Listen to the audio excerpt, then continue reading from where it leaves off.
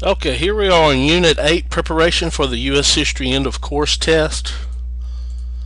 Unit 8 is going to have all of Standard 20 in it, and Standard 21D is going to be in there. It's about Sputnik, the Soviet unmanned satellite. We'll talk about those. But the title here is America as a World Power, the Cold War, and this whole unit's about post-World War II foreign policy. Foreign policy, United States policies toward other nations. We're going to talk about what happens after World War II. And we're going to look at the language of the standards again. This is a standards-based classroom. So let's do that. And we're going to start with 20. Here's 20. Here we have A, B, C, D, E. We have 5 substandards. Alright, so let's look at this top one here. The student will analyze the domestic and international impact of the Cold War on the United States. So we're going to analyze how the Cold War impacted the United States domestically and internationally. Okay. Alright, so here's 20A. Describe the creation of the Marshall Plan, U.S. commitment to Europe, the Truman Doctrine, and the origins and implications of the containment policy. So we have about 4 things there we need to look at. Let's look at that. Let's see. Containment is a focus. Containment doctrine is how it originated, and then what were the implications of it. And then the Truman Doctrine, and then the Marshall Plan. We're going to look at those elements there. And we're going to look at NATO, how the United States was committed to Europe here. And the Truman Doctrine is also a commitment, somewhat of one, to Greece and Turkey anyway. NATO would be to Europe as a whole. And we'll look at those. International relations, political and social interactions in the Cold War will be the theme.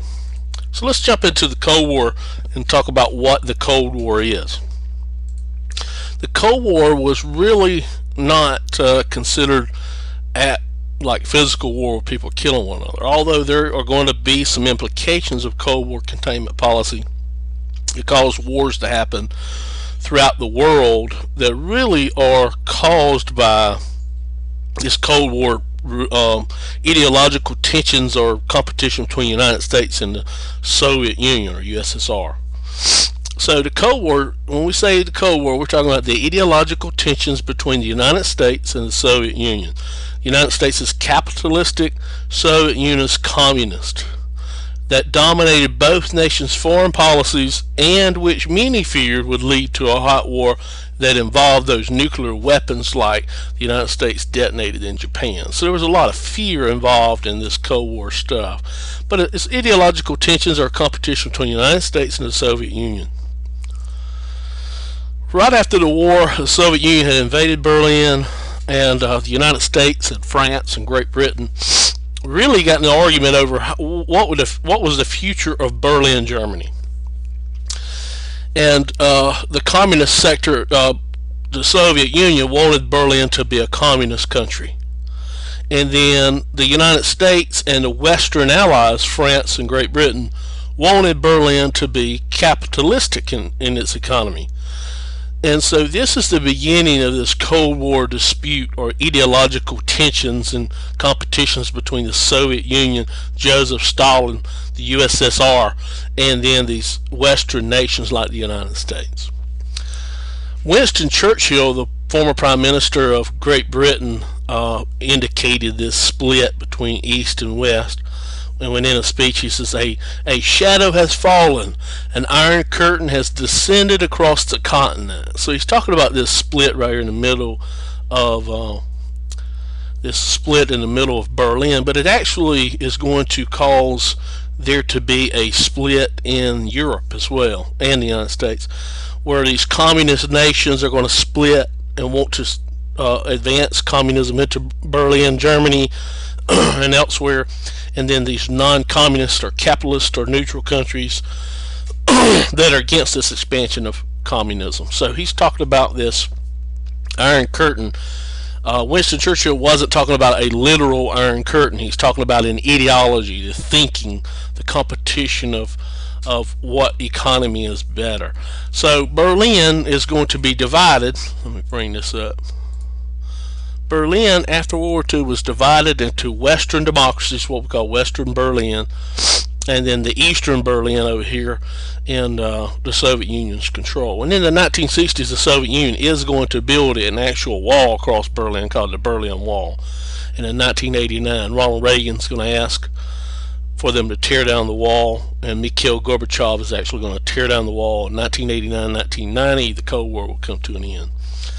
But here's the Iron Curtain he was talking about was more of ideological tensions, this competition between the United States and Western powers that were capitalist in their economy, and the Soviet Union that was communist in its economy. And so these ideological tensions are economic competition between these two countries, and everything political would be backed by these economic goals. And so it's the splitting of Berlin in two over this argument, and Europe in this argument, that is really the heart of the Cold War. And if you can't remember the difference between capitalism and communism, I encourage you to go back and look at Unit 5 and all that. Okay, or Unit 6, I believe. I can't remember which one of them, but it's on one of the videos. Alright, so what we have here in the Cold War is the United States capitalism over here versus USSR communism. Now, some of the characteristics are the United States wanted to rebuild Europe, and wanted Europe to be ruled by democracy. In other words, the private ownership of business we talked about was one of the things the United States, and capitalism and in free speech and free press and free government are the characteristics of United States capitalism. The Soviet Union, the United Soviet Socialist Republic that was communist under Joseph Stalin, really wanted to control and spread their communism throughout the world. They used censorship, didn't believe in free speech and free press, that the government should control business, and that it was a rule by totalitarianism. That was the United States claim. And anyway, so it's this Eastern communism versus Western capitalism that is the heart of the Cold War. So that is the Cold War defined, okay? Now let's look at this. It says we need to talk about the origins and implication of what's called the containment policy. So let's talk about containment real quick. And containment is going to be the United States foreign policy. And foreign policy means, how does the United States deal with other nations? And we talked about foreign policy before all the way through this class. For instance, from 1789 to 1898, the Spanish-American War, the United States' foreign policy was neutrality. Stay out of foreign affairs, don't get entangled in alliance. We took George Washington's farewell address to heart, and that's what we tried to do. There's a few exceptions, but we tried to stay neutral. And then in World War I came, actually the result of us turning our foreign policy to expansionism out into the Pacific Ocean to get Hawaii, the Philippine Islands, Guam, and then down in the Caribbean with Puerto Rico, and then in Latin America with the Panama Canal. We see that we changed from neutrality in our U.S. foreign policy to big stick diplomacy with Theodore Roosevelt, and we expanded out past the United States continental borders. And then at the end of World War I, Woodrow Wilson's League of Nations, his 14 points, Treaty of Versailles, because of the League of Nations, the United States and those senators wanted to become isolated again in their foreign policy with the world. In other words, neutral and isolated from worldly affairs. Until 1941, we saw FDR wanted to help Great Britain during World War II with the Lend-Lease Act, and then with the attack on Pearl Harbor, we changed from isolationism to engagement in World War II and world affairs. So right here, containment is going to be our foreign policy, U.S. foreign policy, from 1945 to about 1990. It's going to change a little bit through there, but and we're going to see some changes as we get there. But containment is the Cold War U.S. foreign policy. So let's look at that. Where did it come from? So the U.S. foreign policy of containment was created because and designed because the Soviet Union, the USSR, United Soviet Socialist Republic, that was communist, threatened and made a public statement that its goal was to spread communism throughout the world. Now, under communism, this is the total opposite of capitalism. They don't believe in private property. They don't believe in anything like that. And so we see that this USSR, Soviet Union spreading of communism is a direct threat to the United States and capitalism, or the Western powers and capitalism. So the focus of the United States under the containment policy and the foreign policy, the reason they created it was the Soviet Union said they were going to spread communism throughout the world. So their focus was on containing, blocking, or stopping communism where it already was. Keep it from spreading. It's almost like cancer treatment. To keep cancer from spreading, you use all types of treatments, the doctor will, to keep it from spreading any further. And so containment policy was the way the United States and its foreign policies tried to stop the spread of communism throughout the world. It came from and originated from a guy by the name of George F. Kennan. We're going to look at a picture of him in a minute. He sends this long telegram to the Truman administration, actually to Secretary of State George Marshall. And in this 8,000 word telegram, he answers a question about how to deal with the Soviet Union, because George Kennan is an advisor about Soviet Union policies. And in it, he advocates that the United States needed to try to stop the spread of communism. In other words, what we call containment by the USSR. And here's what he said. The USSR still lives in antagonistic capitalist encirclement, with which in the long run there can be no permanent peaceful coexistence. In other words, capitalism and communism could not coexist one another, and the USSR was an antagonistic force against capitalism. So George F. Kennan becomes known as the father of containment policy. And he, at the time, was in 1946, February 22nd, 1946, when he sent a telegram, was the deputy chief of mission for the United States government in Moscow, in the USSR. And he part of his speech, he talks about Stalin's speech that he made in 1927 to American workers. And he says, in course of further development of international revolution, there will emerge, this is Stalin saying this, two centers of world significance. A socialist center, drawing to itself the countries which tend towards socialism, and a capitalist center, meaning the United States and Western powers, drawing itself to countries that incline toward capitalism. Battle between these two centers for command of world economy will decide the fate of capitalism and of communism in the entire world. This is what Kennan says, why he says that they can't coexist, because this is Stalin, the leader of the Soviet Union, saying this, that there would be a battle between the socialist center and the capitalist center over the world. And so this is the origins of what we call containment policy. Now it says, describe the creation of the Truman Doctrine. Now, President Truman is going to take George Kennan's advice and use containment in the world. So the Truman Doctrine indicates that he is going to use containment. And let's look at this. President Harry Truman stated the U.S. Intervene and aid other nations attempting to resist communism. Greece and Turkey were under attack by the Soviet Union, and the Soviet Union was trying to spread its communism down into Greece and Turkey. We're going to look at, let's go ahead and look at a map of that. Here's Greece, and here's Turkey, and here's the Soviet Union up here. So Truman wanted the United States to help Greece and help Turkey resist Soviet spread of communism there. So the Truman Doctrine is, he's going to ask the Congress for $400 million. And when he does this, he's going to commit the United States to use its military and economic strength to block the expansion of Soviet influence in strategic areas such as Greece, Turkey, and Western Europe. And let's listen to him ask Congress for that money. This highlighted here is what is considered the Truman Doctrine, and this is a request to Congress for aid and help for Greece and Turkey. Let's listen to this first part. Here it is here.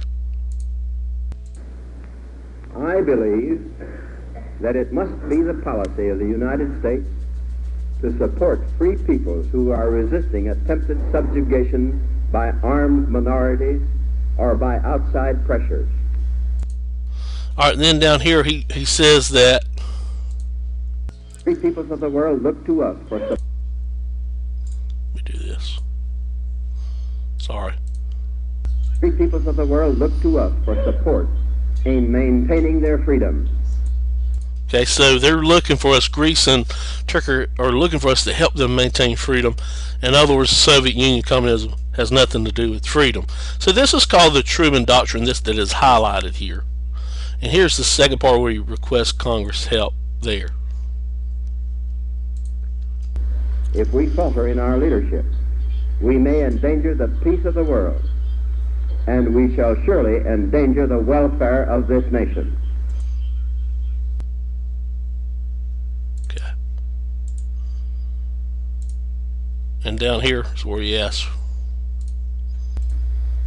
I therefore ask the Congress to provide authority for assistance to Greece and Turkey in the amount of $400 million for. Alright, so he's asking for help for Greece and Turkey down here. And the Truman Doctrine, he's saying that the United States needs to help free peoples in Europe. And see, in this Truman Doctrine, he's going to commit the United States to help European countries. This marks a change from isolationism to get involved in European affairs. This is a marked change away from the Monroe Doctrine. And it changes foreign policy to that of being committed and helping European countries like Greece and Turkey here.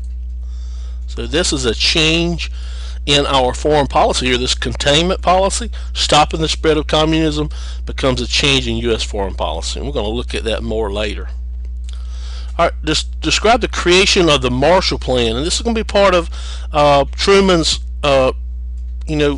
containment that he got from Keenan, and he's going to use the Marshall Plan as a way of putting money into Europe to get it to resist the spread of communism there. So let's look at the Marshall Plan. Western Europe had been destroyed by Germany bombarding it. This is a picture here of London when Germany bombarded London. And the destruction there and all over Europe had caused a lot of collapse in the production of these countries and making goods and farming and food implements to get the food to people and to have their economy running again is going to take a lot to get them on their feet. So Secretary of State George Marshall and George F. Keenan are going to ask Congress, and the President's going to push Congress and ask them to help European nations rebuild or reconstruct themselves after World War II. And here he is in a June 5th, 1947 speech at Harvard University saying why the Marshall Plan was so important. It is logical that the United States should do whatever it is able to do to assist in the return of normal economic health in the world. Our policy is directed not against any country or doctrine, but against hunger, poverty, desperation, and chaos, so as to permit the emergence of political and social conditions in which free institutions can exist. Any government that is willing to assist in the task of recovery will find full cooperation, I am sure, on the part of the United States government. Any government which maneuvers to block the recovery of other countries cannot expect help from us. Okay, so in this you can see, to permit the emergence of political and social conditions in which free institutions can exist. In other words, free institutions, the United States did not think that the Soviet Union had free institutions. So this is political language, but the thing is to help return to normal economic health for Europe. And if normal economic health returns, capitalism returns. And in giving this aid, it would help Europe resist turning to communism. And so that's what the Marshall Plan was for. And it was actually called the European Recovery Program, but called the Marshall Plan in name of George Marshall, Secretary of State.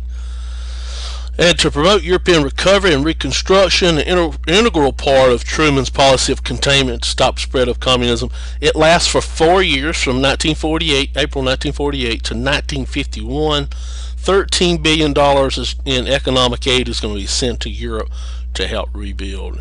And the Marshall Plan here shows in Europe where the money went. We sent some to Greece, we sent some to Turkey. This is part of the Truman Doctrine here. Also some military help there to give them money to buy tank or build tanks or buy them, or guns or whatever they needed. And so this is where most of the money went. You see France and Great Britain got a lot of the money. Those were our allies that fought during World War II.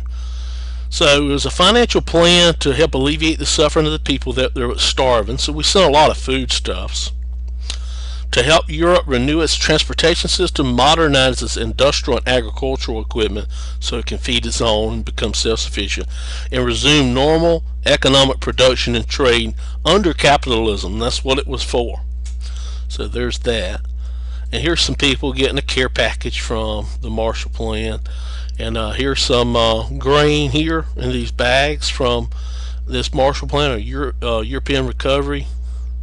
And here's a tractor being sent over there to help them, and these cars are actually sent as well.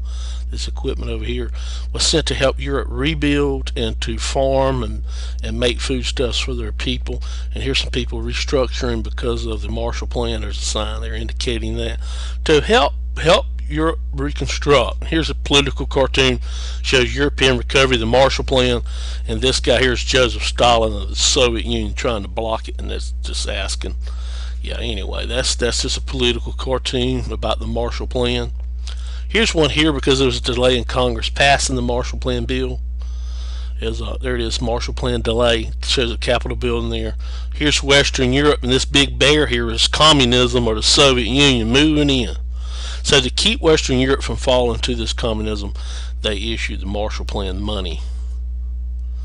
To keep them different and separate, and to try to understand the differences between the two, because a lot of my students have voiced that they can't understand the difference between the Marshall Plan and the doctrine, Truman Doctrine. The Marshall Plan was meant to give money, financial, and other help and aid to Western Europe to help it rebuild, to restructure its economy. We see these bags of grain and food and that tractor a few moments ago. That's what it's for, to prevent Europe from falling to communism, Western Europe falling communism, and also to help those who are hungry. But the Truman Doctrine was to send money and weapons, or money for weapons, to Greece and Turkey as military aid to Greece and Turkey to help it defend itself against the Soviet Union, who was actively already there. So this visual, I hope, will help you understand the difference. Although in Greece and Turkey, and a part of the Monroe Doctrine is that some of the Marshall Plan money and economic aid went to Greece and Turkey as well. So, all right.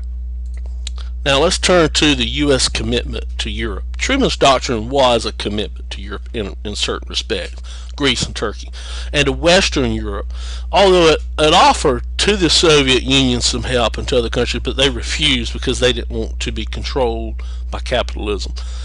But the creation in the United States at the end of World War II, NATO, okay, was a commitment of the United States to Europe.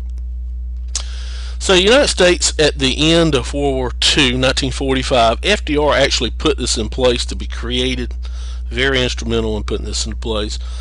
The United States joins with 10 other European nations over here in Europe, in blue, see? They're all part of NATO, and Canada even, up here, as a international defensive military alliance against the spread of communism, against the Soviet Union. And they formed to contain or stop the spread of communism throughout the world. So they joined this international league to try to prevent another war, try to prevent the spread of communism from the Soviet Union. And this is a dramatic departure here. And NATO means North Atlantic Treaty Organization. North Atlantic Treaty Organization. Here's the Atlantic Ocean. If you notice, these countries are in the North Atlantic Ocean part here of the world. North Atlantic Treaty Organization, NATO, and that was their goal, was to contain in Northern Atlantic, contain the spread of communism, stop it from spreading there. Now this is important to know because the United States joining the international goals of NATO was a marked difference, a decisive break from America's tradition of isolationism. If you recall, the predecessor of the UN we're about to talk about, the League of Nations, we didn't join because we wanted to stay isolated. We didn't want to get involved in these affairs of European affairs. We didn't want to involve ourselves over here because of the Monroe Doctrine agreement. But now, after the end of World War II, we see that the United States joins NATO, this international league here, to stop the spread of communism, as a marked decision to break away from isolationism. Okay. As a result, and in response to the creation of NATO, the North Atlantic Treaty Organization, the Soviet Union creates what is known as the Warsaw Pact, or this group of communist countries. You know, I equate this to gang territories. I see this, I say, yeah, these are gangs. You know, you have NATO, one gang, and Warsaw Pact, the other gang. Communists versus capitalism. Gang warfare here. But anyway, you see that Cuba and Nicaragua down here are eventually going to join the Warsaw Pact and become communist. And that's close over here in the Western Hemisphere. And we're going to have some problems down here with Cuba in the 1960s we're about to talk about, and then Nicaragua in the 1980s. And we'll look at those later on and see how they impact our history. Okay. Another thing we do in 1945 is create, and FDR was involved in this as well, the United Nations. And the United Nations is the it takes up where the League of Nations were. The League of Nations were kind of done away with because they were inefficient in preventing World War II from happening. And if you remember the League of Nations, Woodrow Wilson established that. We never joined because of isolationism. And this league didn't do anything about the expansionism of Mussolini or Hitler when we talk about those expansionist policies, or Japan, and so didn't do anything to prevent World War II. So FDR and other nations got together and established the United Nations to take the place of the League of Nations. We actually are very active in establishing this thing, and United Nations is actually located in Manhattan, New York City. Headquarters is there. There's headquarters all over the world, though. 2 or 3 other locations, but the headquarters is located in Manhattan. In 1945, 51 member nations joined. We were part of those nations, and today there's 193 member nations of the United Nations. Okay. So here we see our foreign policy changed from isolationism to containment. That's what we say. Now, we're going to look at here, what is the impact or implications of the containment policies? We've talked about all these. Let's talk about the implications of containment policy. What's going to happen, and what we're going to talk about in the next series of videos, is how the containment policies through the 50s and the 60s and the 70s all the way up to 89 are going to cause certain incidents to happen. Like the fall of China, Korean War, McCarthyism, the Red Scare of the 1950s, and then Cuba. In that region, we're going to have some hostilities occur in the Vietnam War, and we're going to talk about those in the next series of videos. But these are the implications, these things that happened during this Cold War period. So the Cold War and containment policies start with the Truman Doctrine in 1947 and end with the fall of the Berlin Wall in 1989. All right, I hope this helps you. I hope we've met our objectives to describe the creation of the Marshall Plan, U.S. commitment to Europe, and the Truman Doctrine, and the origins and implications of containment policies. Ask questions in class. Good luck on the quiz test EOCT.